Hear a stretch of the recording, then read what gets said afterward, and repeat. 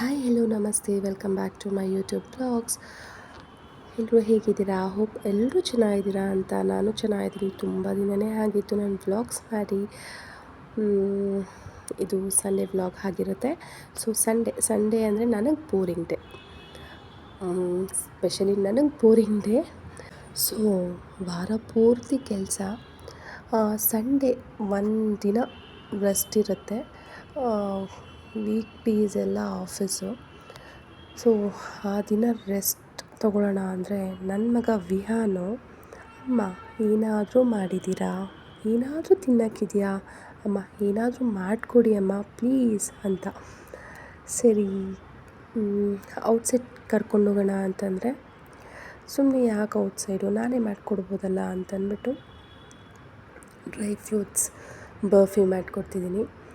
ಮುಂಚೆ ನನಗೆ ನನ್ನಮ್ಮ ಮತ್ತು ಅನುರಾಗು ಬಾಣಂತಿ ಇರಬೇಕಾದ್ರೆ ಡ್ರೈ ಫ್ರೂಟ್ಸ್ ಲಾಡು ಮಾಡಿಕೊಡ್ತಿದ್ರು. ಈಗ ನಾನು ಅನುರಾಗ್ ಹೆಲ್ಪಿಂದ ವಿಹಾನ್ಗೆ ಡ್ರೈ ಫ್ರೂಟ್ಸ್ ಬರ್ಫಿ ಮಾಡಿಕೊಡ್ತಿದ್ದೀನಿ. ಮತ್ತು ಅಮ್ಮನ ಸುಮಾರು ಸಲ ಕೇಳಿದ್ದುಂಟು, ಅಮ್ಮ ಡ್ರೈ ಫ್ರೂಟ್ಸ್ ಲಾಡು ಮಾಡಿಕೊಡಿ ಅಂತ. ಶೀಸ್ ಲೈಕ್ ನೋ, ನೀನೇ ಮಾಡು, ಯಾಕೆ ನಿಂಗೆ ಬರಲ್ವಾ ಅಂತ ಕೇಳ್ತಿದ್ರು. ಫೈನ್, ಯಾಕೆ ನಂಗೆ ಬರಲ್ಲ, ವೈ ಕಾಂಟ್ ಮೀ ಅಂತ ಟ್ರೈ ಮಾಡಿದೆ. ದಿಸ್ ದ ಫಸ್ಟ್ ಟೈಮ್ ನಾನು ಮಾಡಿದ್ದು, ಮೊದಲನೇ ಸಲ. ತುಂಬ ಅಂದರೆ ತುಂಬ ಚೆನ್ನಾಗಿ ಬಂದಿತ್ತು. ಆದರೂ ಸ್ವಲ್ಪ ಐಟಮ್ಸ್ ಹಾಕಿ ಮಾಡಿರೋದು, ತುಂಬ ಚೆನ್ನಾಗಿ ಬಂದಿತ್ತು. ಇನ್ನು ಸ್ವಲ್ಪ ಗೋಡಂಬಿ, ಬಾದಾಮಿ, ಪಿಸ್ತಾ, ಅಂಜೂರ ಮತ್ತು like sunflower seeds, melon seeds ಎಲ್ಲ ಉಳಿದಿತ್ತು.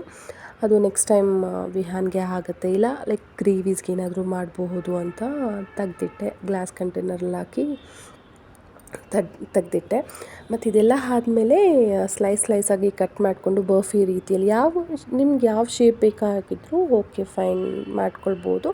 1 or 2 hours ಫ್ರಿಜ್ಜಲ್ಲಿ ಇಡಬೇಕು ಕೂಲ್ ಆಗೋಕ್ಕೆ. ತುಂಬ ಚೆನ್ನಾಗಿ ಬರುತ್ತೆ, ತುಂಬ ಚೆನ್ನಾಗಿ ಬಂದಿತ್ತು ಸಹ, ಸೂಪರಾಗಿತ್ತು. ಮತ್ತು ಅಮ್ಮ ಲೈಕ್ ವಿಹಾನ್ ಅಮ್ಮನ ಮನೇಲಿರೋದ್ರಿಂದ ಅಮ್ಮಂಗೂ ಅಪ್ಪಂಗೂ ವಿಹಾನ್ಗೂ ಎಲ್ರಿಗೂ ಆಗುತ್ತೆ ಅಂತ ತಗೊಂಡು ಹೋದೆ.